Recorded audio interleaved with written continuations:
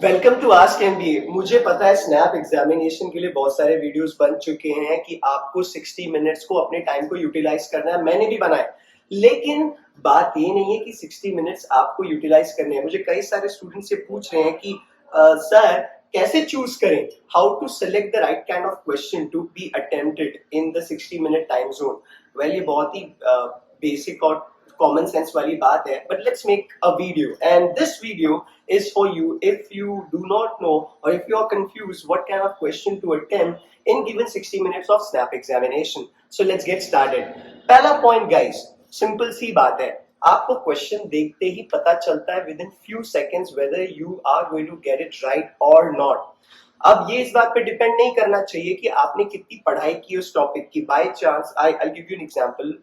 समझो input output का एक क्वेश्चन आता है, मैंने प्रैक्टिस की, लेकिन वो क्वेश्चन को देख के मुझे उसका पैटर्न समझ में नहीं आ रहा। Now people who have studied input output they know कि कुछ सेकंड्स में पैटर्न समझ में आता है। अगर आपको पैटर्न समझ में नहीं आ रहा, आप वो क्वेश्चन अटेम्प्ट नहीं करेंगे। मिस्टेक स्टूडेंट्स क्या करते हैं कि वो उस टाइप के क्वेश्चन को सॉल्व करने की कोशिश करते हैं कि जिसकी उन्होंने प्रैक्टिस की है, उस टाइप के क्वेश्चन को नहीं कि जिस टाइप के क्वेश्चन की उन्होंने लगता है वो 1 मिनट से कम में कर सकते हैं। That is the first mistake students do. The second is कि यार आपकी प्रिपरेशन कैसी है, अब तक आपके किस टाइप के क्वेश्चन स्ट्रेंथ है, कौन से टाइप के क्वेश्चन आपसे ज्यादा टाइम कंज्यूम कराते हैं। आपने मॉक्स दिए होंगे, आपने पढ़ाई की होगी, तो ये आपको पता होना चाहिए कि माना कि आपकी एक्यूरेसी अच्छी है किसी टाइप के क्वेश्चन में, लेकिन अगर वो ज्यादा टाइम कंज्यूम कर रहा है तो it's not worth it. You got 60 question 60 minutes. यहाँ पे गलती स्टूडेंट क्या करता है, कई सारे मैंने ये भी सुना है कि आप पहले 5 मिनट में सारे क्वेश्चन देख लो फिर आओ। भाई एक एक सेकंड की वैल्यू है, आप ये गलती बिल्कुल नहीं करेंगे। That is the second point.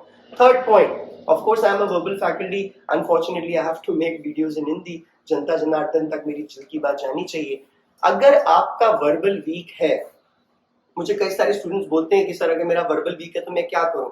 अगर आपका वर्बल वीक है तो सिर्फ आपकी एक ही एग्जामिनेशन जान बचा सकता है, उस एग्जामिनेशन का नाम है महाराष्ट्र सीईटी। स्नैप में आपका कुछ नहीं हो सकता। खुली बात, सीधी बात, नो बकवास। अगर आपका वर्बल वीक है तो आप यार एमबीए कैसे करोगे। चलो कैसे करके जुगाड़ करके आपका स्कोर आ भी गया, इंटरव्यू में क्या करोगे।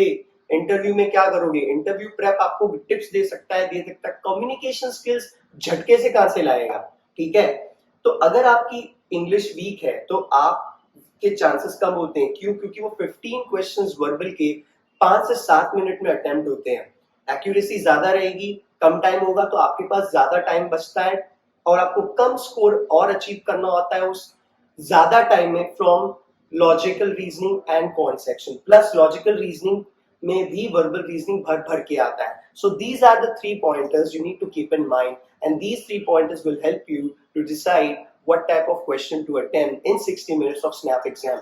If you have any concern and doubt, just like always, you guys can get in touch with me. I will share my contact details in the description box. Thank you, and yeah, best of luck.